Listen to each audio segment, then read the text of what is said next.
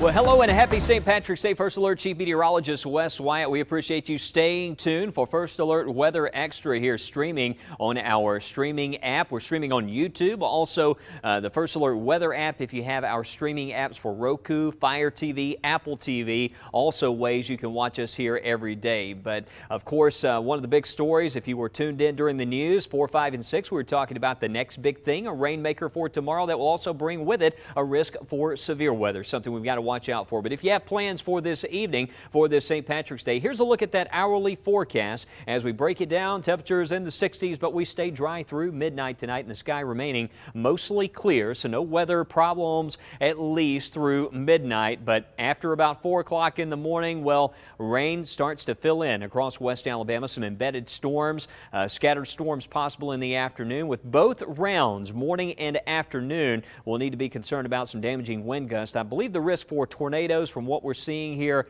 more likely in that afternoon risk. If we do see severe storms, we'll see that tornado threat ramping up there later in the day. All right, we're talking about the next big thing, and this is what the Storm Prediction Center has outlook for tomorrow. It's a level 2 out of 5 slight risk. That does include our entire area. Further south, it's a level 3 out of 5. A lot of folks enjoying spring break this week.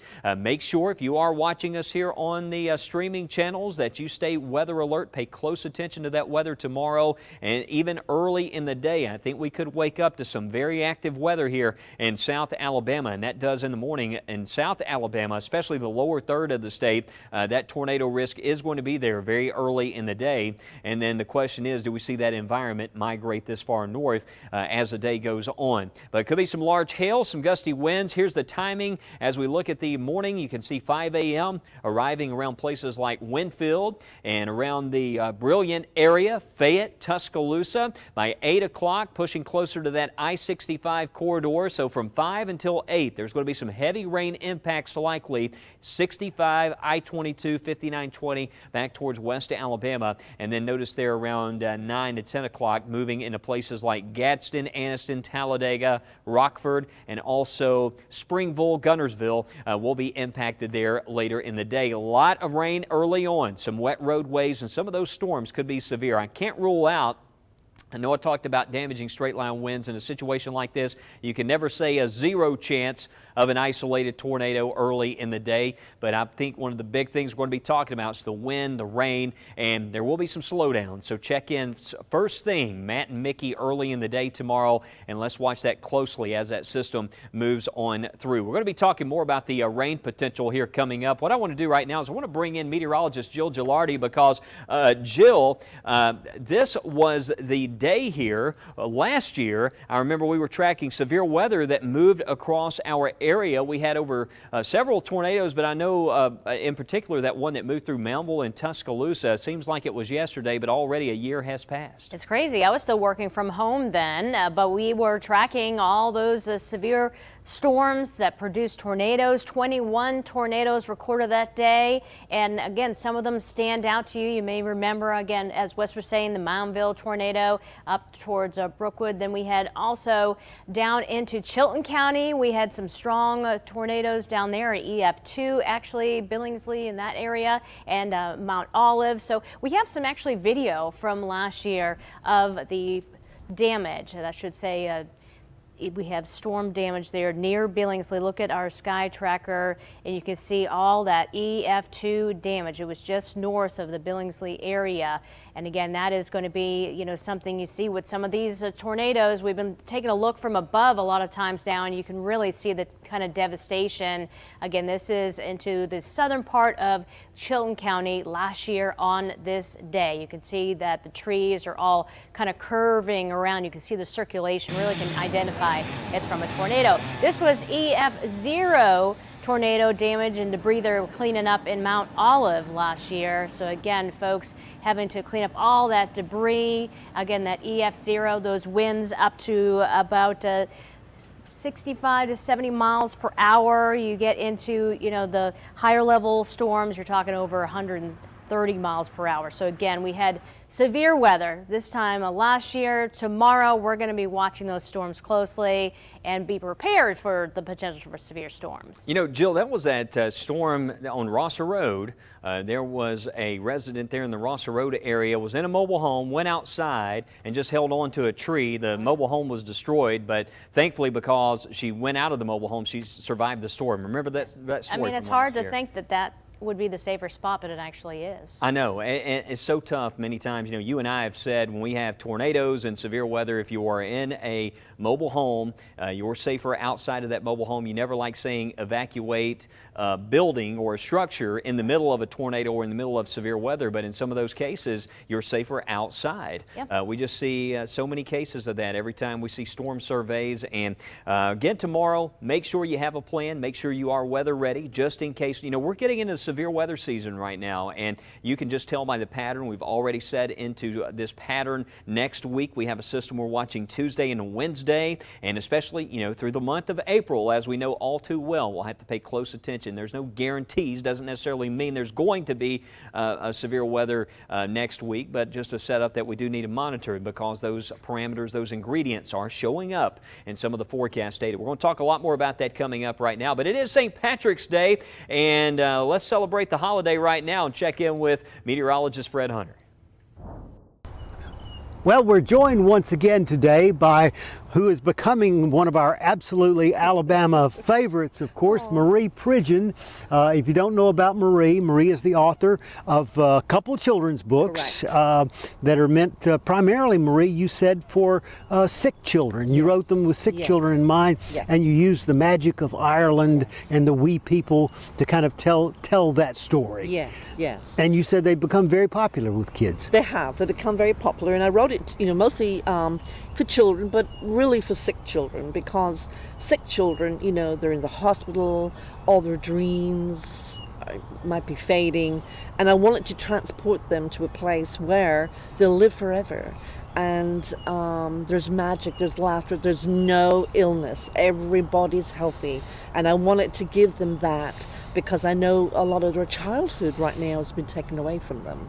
And the special magic of Ireland, which we experience at this time every year, they say on St. Patrick's Day, everybody is a little Irish. Right. Talk to us about the origins of St. Patrick's Day. And there's no snakes in Ireland. Well, according to the Irish legend, St. Patrick got rid of all the snakes.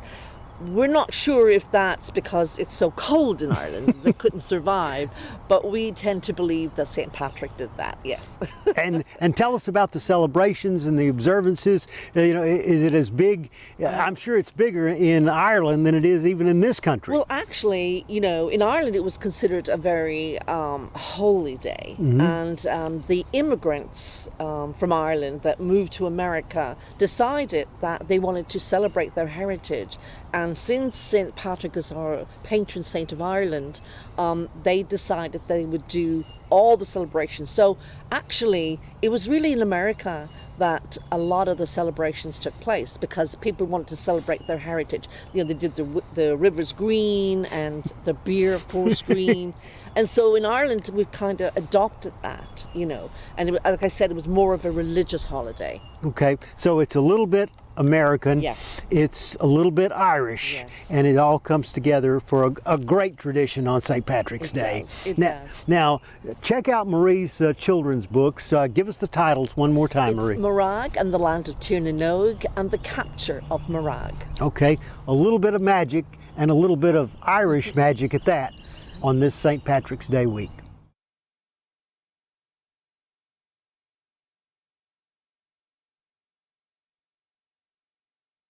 Marie Pridgeon right there. Want to thank Fred. And here's what's on the way here on First Alert Weather Extra. Coming up, we're going to be talking about that chance for storms tomorrow. Also, a look at when to expect some stormy weather next week. Stay with us. You're watching First Alert Weather Extra. The next big thing gives you a heads up days ahead of the next big storm system. The next 24 gives you the most accurate and updated look at tomorrow. And the next 60 gives you a 60-minute advantage against Mother Nature. Knowing what's next, days, hours, or minutes away, this is why we First Alert. When we declare First Alert Weather Day, it's all hands on deck. We're on your side and in your hand with the First Alert Weather app. While Wes and the rest of the team track changes moment to moment, the app keeps you prepared and safe with video and alerts for your neighborhood. And if the power goes out, no worries. You can stream us anywhere. It's easy and it's always on. Stay ahead of Alabama weather. Just scan and tap and have the First Alert Weather app. This is why we First Alert. On Good Day Alabama, we treat severe weather with the highest priority. It's more than just meteorologists. Everyone plays a part. Having more reporters in more places takes you beyond the First Alert, showing you the impact that we see on radar. We're live in your neighborhood when you need us. On air, online, and on the app. That's the advantage of having the most reporters on your side. That's the advantage of Good Day Alabama. Our lives revolve around planning for what's next, like the next ball game. One hot dog with ketchup? It's the same with weather. That's why we're on your side with the next big thing, the next 60, and the next 24. Knowing what's next, days, hours, or minutes away. This is why we First Alert. Who puts ketchup on a hot dog? Getting live breaking news and local updates has never been easier. That's because we're on your side with the WBRC streaming app. Need updates between newscasts? You can catch up quick here. And when we're live on TV, we're live here too. Just search WBRC on your Roku, Amazon Fire, or Apple TV. WBRC Fox 6 News is on your side.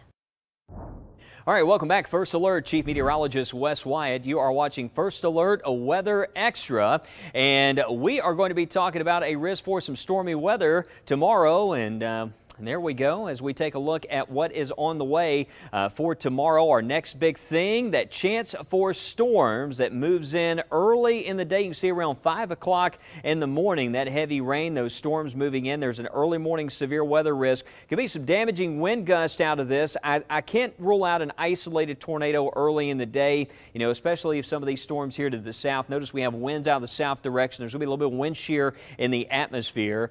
Can't rule out a brief spin up if that happen early in the day. The big story, though, I think out of this is going to be rain, gusty winds as we hit the road early tomorrow morning. So watch out for that. You can see that rain moves on through. A bit more progressive, but still a lot of rain. And there could be some ponding, some localized flooding that happens. Notice by 11 o'clock, the leading edge of that wet weather, it moves on through. And we could see parts of the area sort of get primed in for that risk of severe weather later in the day. Big question, does all this rain, does it move in here and just kind of cool things off tomorrow? Are temperatures able to recover? Notice this is from our 3-kilometer in-house data. This is our Barron model that we're looking at. We've had some other high-resolution data. These are what we call the convective allowing models. We have one called the high-resolution rapid refresh model that we look at, and it just shows a lot of rain showing up across Alabama. And, you know, we have to use this as guidance, but I can just tell you from, you know, our meteorological perspective as we analyze this data and take a look at it, one of the things that really stands out is that morning round of rain. We've seen that a lot of times. That can pinch off a lot of that instability and may keep that trap down across South Alabama. But if we do see some of that energy work its way in here, we need to watch out for some of those storms refiring during the afternoon tomorrow. And there's a look at 4 o'clock. You can see there's some of these pop-ups at this time. When you look at what's going on in other parts of the atmosphere, we've got the directional wind shear, the speed wind shear, a lot of those parameters, and we also have the instability that starts to set up later in the day. So even though we have that question mark, if we did get a storm, one of those lone individual storms, it could intensify rather quickly, and if that updraft's able to tap into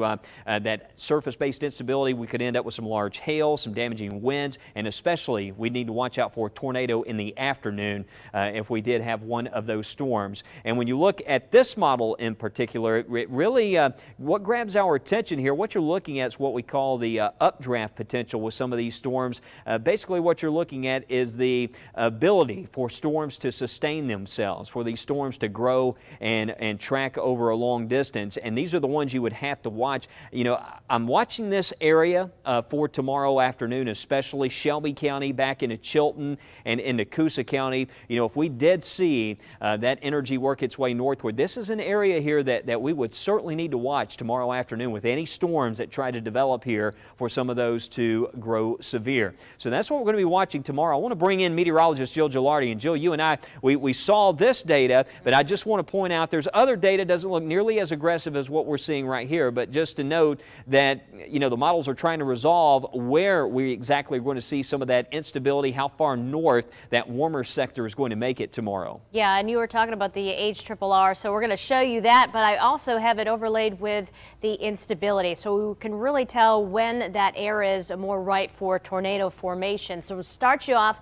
tomorrow morning. Again, you'll see the precipitation moving in, heavy rain and storms, but what you'll notice is the instability is behind that main batch, at least according to the model. So our threat for tornadoes early in the morning will be low, as Wes has been talking about, but it could get higher if this instability is accurate, if the model is accurately depicting that the atmosphere is going to be turning around that rapidly and we'll get unstable air. What it also is showing in that unstable air is the possibility of these supercells developing, and so we hope that that air is cut off and this doesn't materialize, because if it does, you're going to be talking about some supercell thunderstorms being possible tomorrow. Very isolated in nature. Not everyone would see this, but everyone needs to be prepared for this potential. Again, we could be seeing that through the early afternoon hours. There's 4 o'clock East Alabama. 6 o'clock, we're still waiting for the front to go through, so we'll have to watch even through about 9, 10 o'clock until that threat ends. Again, we are going to have to wait and see how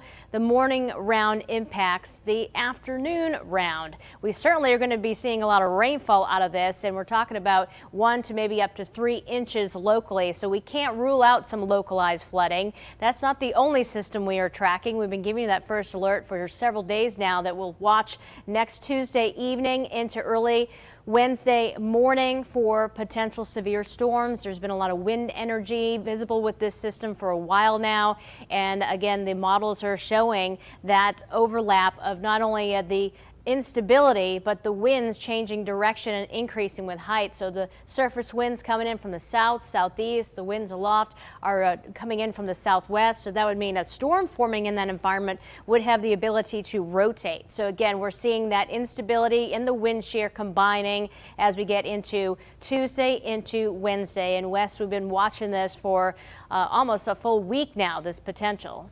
Yeah, and I was just noticing here, Jill, back to tomorrow, you look to the west here and that muggy air that you would typically see with storms, that storm fuel. I mean, we're looking at the real humid, muggy air. It's over 300 miles away. I mean, over 500 miles away is the front right now. And we're talking about this system knocking on our doorsteps tomorrow morning, bringing the chance of rain. So a lot is going to change. Again, this is another fast evolving weather setup. We've seen quite a few of those scenarios over the past couple of weeks. And tonight into tomorrow, as all that muggy air starts to build back in here by sunrise time, we're going to see gusty winds, possibly gusting over 20 miles per hour, and again, rain and storms likely, especially for tomorrow morning. We'll talk a lot more about that coming up next. We jump into the 7-day forecast, talk about the weekend and what lies beyond the 7-day forecast as we continue on First Alert Weather Extra.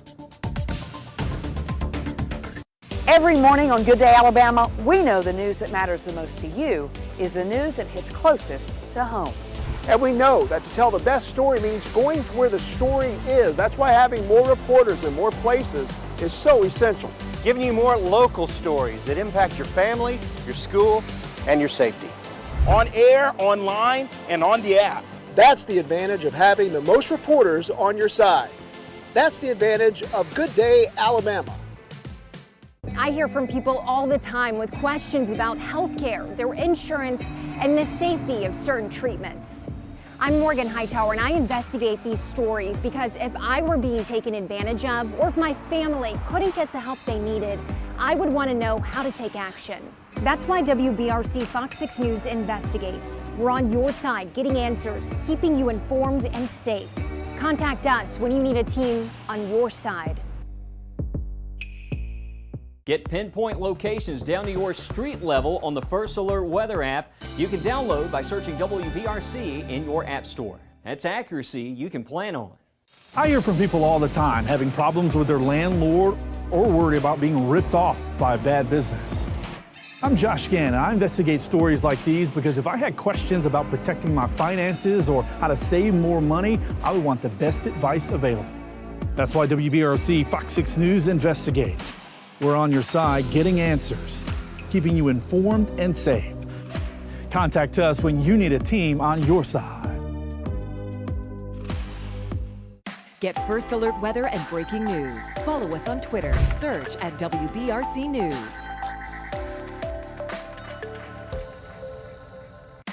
Get first alert weather and breaking news. Follow us on Facebook. Search at WBRC News. Well, again, some dry weather expected. If you have plans for this St. Patrick's Day this evening, nice weather for tonight, but that rain coming back tomorrow morning. Latest timing shows around 4 or 5 o'clock in the morning. May start to hear some rumbles of thunder across West Alabama. Some locally heavy rainfall possible in here. Could be some strong wind gusts and that risk for a few severe thunderstorms. That's going to be tomorrow morning by looks like 8 o'clock, 9 o'clock time frame. We'll see some of that heavier rain pushing into Birmingham. You can see Tuscaloosa to Birmingham during that time, and by 9 o'clock, Gadsden, Anniston. This moves in rather quickly, but some heavy rain, gusty winds. My main concern early in the day is at risk for some damaging straight line wind gusts. Can't totally rule out an isolated tornado. Looks like that tornado risk will be greatest in the morning down across South Alabama, especially if you're watching me here in places like Gulf Shores, Orange Beach. I know a lot of folks watch us all around the state here on our streaming channel. You'll need to watch out early in the day. Make sure you have that weather app nearby and a way to get those alerts early in the day. By 11 o'clock to lunchtime, we may see some more storms trying to develop in these areas to the south. We'll need to watch for any redevelopment. Pretty much it happens there by lunchtime and into the afternoon. If those storms are able to tap into some instability, if we see that air mass recover tomorrow, nice warm up, that's going to set it all off. We'll end up with some strong to severe storms in the afternoon. Big hail producers, damaging winds, and tornadoes will be a concern, maybe even more than isolated tornadoes if we did see that environment set up there later in the day. So we will need to watch it again during the afternoon. Hopefully all the weather behaves and that rain in the morning just kind of sets in, cool things off through lunchtime. That would be our best scenario there for tomorrow. But all this moves on out of here. Saturday, we've got sunshine back, a colder start, 49. Afternoon temperatures in the 60s. Lots of sunshine for our Saturday, and also Sunday and Monday.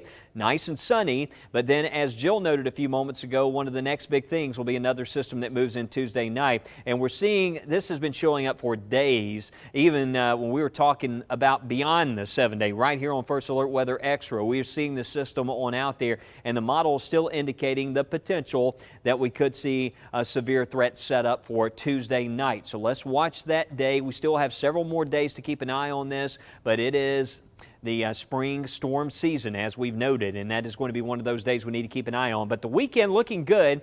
After Tuesday and Wednesday, we have that system moving on through, and it looks like another drop in temperatures back into the 40s. This weekend, one thing I do want to point out here for Saturday and Sunday, notice there we dropped to 40 degrees. There may be some areas to the north and east. We could have some patchy frost.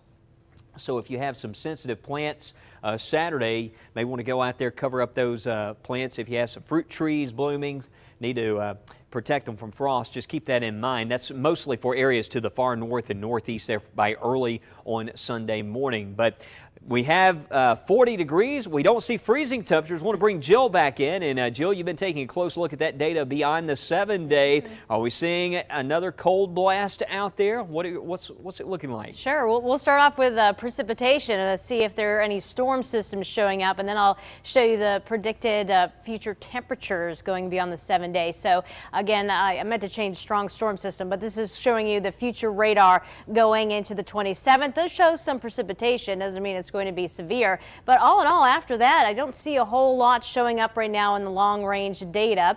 So that could be some good news, maybe a break from severe weather. And hey, the Climate Prediction Center, they agree that yeah, it's trending below normal 8 to 14 days out in terms of rainfall. So it does look a little drier with this pattern once we get through early next week. It doesn't look as active. And then also there are hints west of below average temperatures temperatures. Now, that doesn't necessarily mean we're going to be dipping into the freezing range, but certainly we could be trending just below the normal high, what is in the mid-60s this time of year. So again, we'll have some subtle changes going ahead, but all eyes on tomorrow's system and again next Tuesday and Wednesday. All right, Jill, this was from McCalla. Jan sharing this. We got some weather photos. You know, yesterday we had all the active weather, and that kept us rather busy during the afternoon. And I know here for First Alert Weather Extra, we haven't shown a lot of those hail photos that we received from yesterday, but it was almost like it snowed in some areas. We had a lot of rainbows, which right on time here with St. Patrick's Day around the corner. That was from Tracy there. You can share those photos on the First Alert Weather app. Tracy sharing that photo, and there's Logan Martin Lake, heavy rainfall. Had a lot of fog this morning to start the day. Look at Trussville there early on today. Lots of weather changes from snow Saturday morning to the situation yesterday with the flooding, the storms, and the heavy rainfall, and even a very foggy start to the day. It has certainly been a wild couple of weeks weather-wise here across the state of Alabama. We'll be back with a final check on that forecast. Stay with us. You're watching First Alert Weather Extra.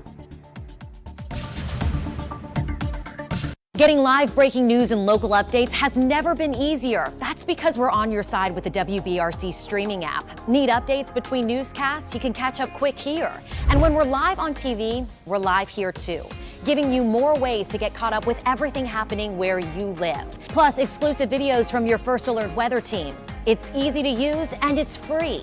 Just search WBRC on your Roku, Amazon Fire, or Apple TV. WBRC Fox 6 News is on your side. You've got enough to worry about every day. That's why the First Alert Weather Team is on your side, so you can plan with confidence and take the worry out of weather. With exclusive First Alert AccuTrack, we pinpoint storms before they arrive. And with Weather Every 6, you are always informed. Alabama's weather changes fast, but we're working even faster, updating and alerting you first. We know your plans are important. This is why we First Alert. Every morning on Good Day Alabama, we're on your side, trying to get you where you're going safely. First Alert Traffic updates you on slowdowns and gives you alternate routes. Having more reporters covering the roads you drive on gives you even more info to help you know more about why it happened and when it will be cleared. On air, online, and on the app. That's the advantage of having the most reporters on your side. That's the advantage of Good Day Alabama. I get calls and emails all the time from people wanting to know how cities, counties, and the state are spending their tax dollars. I'm Jennifer Horton, and I investigate how your tax dollars are being used because I don't want your money or mine wasted or fraudulently spent by politicians in power. That's why WBRC Fox 6 News investigates. We're on your side, following the paper trail, asking the tough questions, and giving you the facts. Contact us when you need a team on your side. Hey, let's take a look at our lake levels out there. We've had a lot of rain here lately, but we're still 6 feet below full pool there at Lake Tuscaloosa. Smith Lake, about a half an inch below, and Lay Lake as well. Lake Martin, 3.5 feet below full pool, and over 4 feet near Logan Martin. Neely Henry, a foot and 1.3 feet below normal. And you've got Weiss Lake 2 feet below your full pool. Let's take a look at some of our forecasts for our various lakes. Now, we've got rain and thunderstorms tomorrow, so not the best of days to be on the lake, but it clears up on Saturday, looking absolutely fabulous. 60 degrees, your forecast high on Smith Lake on Saturday, but you can see a wet scenario for Lay Lake tomorrow, 65 on Saturday and sunshine. Lake Martin, 67 going into the weekend. You can see Logan Martin at 64 degrees. Few clouds lingering, especially for Saturday morning. But Neely Henry there, the Coosa River in Gadsden and surrounding areas, Rainbow City down in the south side, and all the way down. We've got 64 degrees, and then you see on Weiss Lake, about 64 degrees on Saturday after a rainy and stormy Friday. So that's the rundown for many of our lakes out there. Enjoy as we get into the weekend. Yeah, we will, Mickey. Some nice weather for Saturday and Sunday. Again, tomorrow, watching for that risk of severe weather. Be sure to check in with us tonight. We'll have the latest for you. Updates on the timing and impacts in your First Alert forecast at 9, 9:30, and 10 on WBRC Fox 6 News.